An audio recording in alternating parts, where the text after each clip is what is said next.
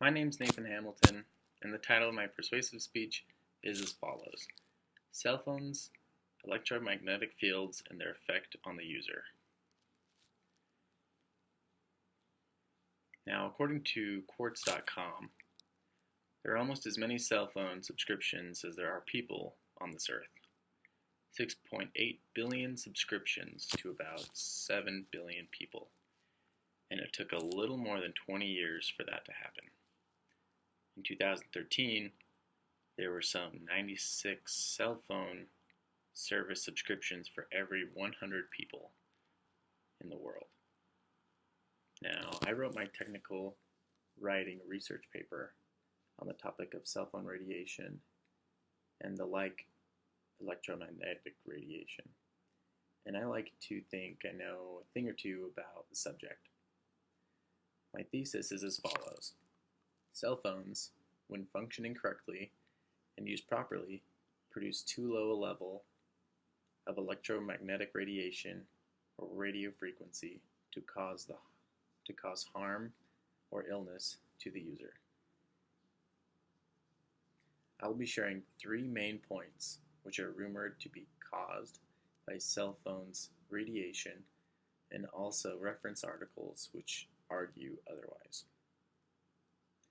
My first main point: does cell phone radiation cause cancer?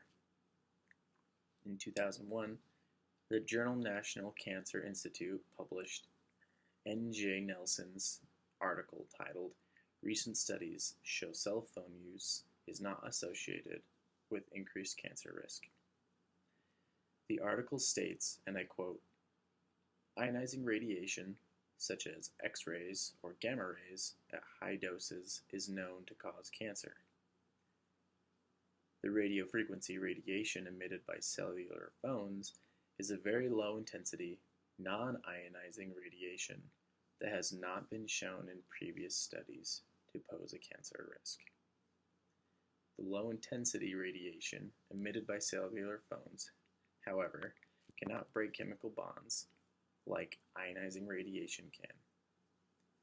In addition, no substantial biological tissue warming occurs with radiofrequencies emitted by cellular phones." End of quote. Now that we've discussed how cell phones can cause cancer, let's talk about my second main point: whether cell phones can cause or worsen the pre-existing condition of epilepsy.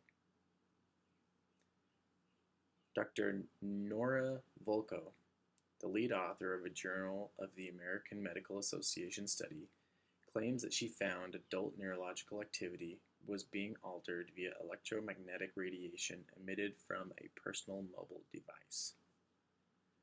This is a great example of a claim, or rather skepticism, that can't be replicated. As a result, she does the only thing that appears like she found links between epilepsy and cellular discharge.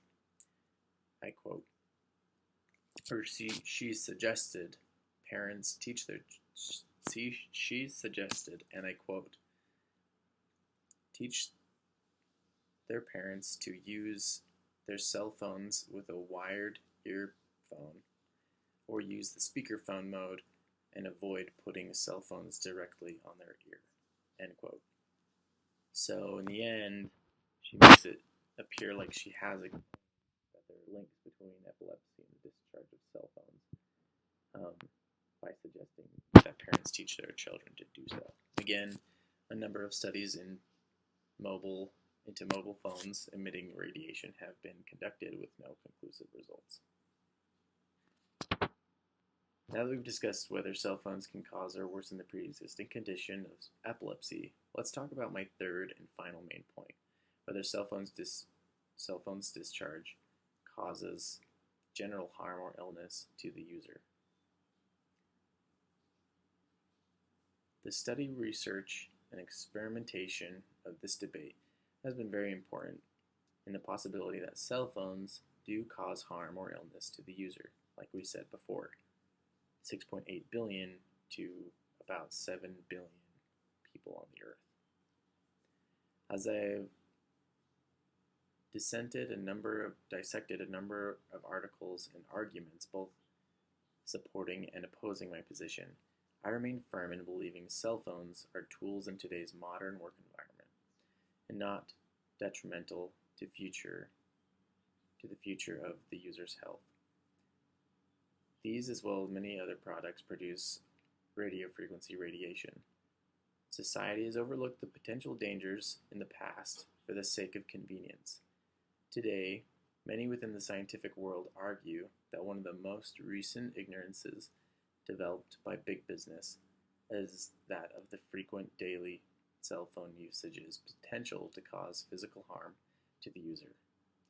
Again, I argue this point that extended and often occurring exposure to a cell phone's level of radiation, radio frequency radiation that is, does no harm to the user. That in fact, cell phone radiation causing harm to the user is unfounded. In conclusion, as of yet, there are no links to cellular discharge from working mobile device and harm or illness befalling the user. The cell phone, when functioning correctly and operated properly, produces too low a level of radio frequency radiation or electromagnetism to cause the user injury or illness. Cell phones cannot cause cancer due to their non-ionizing discharge. Cell phones also don't cause further electrical instability relating to neurologic activity. And finally, cell phone discharge doesn't cause general harm or illness to the user. Remember that experiments can be conducted and claims can be made, but what matters is the real data, whether or not the so-called results can be replicated in real time in the real world. Thank you for your time.